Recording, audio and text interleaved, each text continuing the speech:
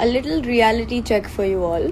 बकरा कुर्बानी पर सवाल उठाने वाले लोगों को इतिहास पहले अच्छे से पढ़ना चाहिए, क्योंकि भारत की हर परंपरा और धर्म में बलिदान का एक बहुत बड़ा इतिहास रहा है। हिंदू धर्मों के कई पुराने ग्रंथों और यज्ञास में भी पशु बलि का जिक्र किया गया है। देखिए, हर धर्म का अपना एक इतिहास रहा है और हिंदू परंपरा में भी अगर आप देखें तो कई बलिदान के टाइप्स हमको देखने मिलेंगे, जैसे यज्ञ हो गया, हवन है, फिर अश्वमेधा, और खास करके पशु बलि का भी जिक्र हमको कई जगहों पर मिलता है।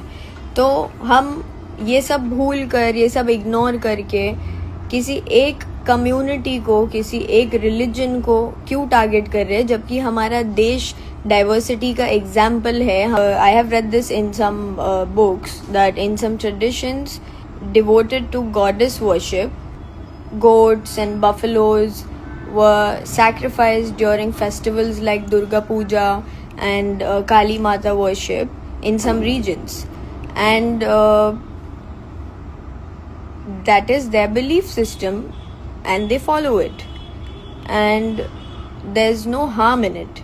अगर आपने हिंदुइज्म की कोई बुक्स पढ़ी है तो आपको पता होगा कि सैक्रिफाइसेस और बलिदान सिर्फ इस्लाम के हद तक और इस्लाम तक सीमित नहीं है। ये कई हज़ारों सालों से चलता आ रहा है, लोग मान रहे हैं, और ये रिलीजियस बिलीव्स है जिसको कोई हिला नहीं सकता और जिसको कोई रोक नहीं सकता। हमारा संविधान हमको हमारे बिलीफ सिस्टम पे चलने की इजाज़त देता है, हमारे रिलीजन को फॉलो करने की इजाज़त देता है, हमारे रिलीजन की चीज़ें प्रैक्टिस करने की इजाज़त देता है। तो लोगों का इस तरीके से किसी एक धर्म को टारगेट करके नफ़रत फैलाना और एक नफ़रती माहौल बनाना, ये सरासर निंदनीय है, ये गलत है। इस्लाम में कुर्बानी नफ़रत या हिंसा का प्रतीक नहीं है। ये हज़रत इब्राहीम अलैहिस्सलाम की अल्लाह के प्रति वफ़ादारी और बलिदान का एक बहुत बड़ा मिसाल है और सबूत है, जिसको बकरा ईद के दिन मनाया जाता है। प्लीज़ जियो और जीने दो।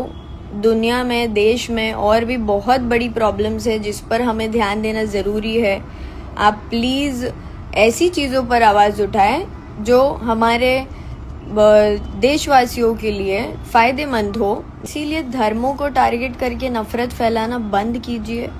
अगर किसी की परंपरा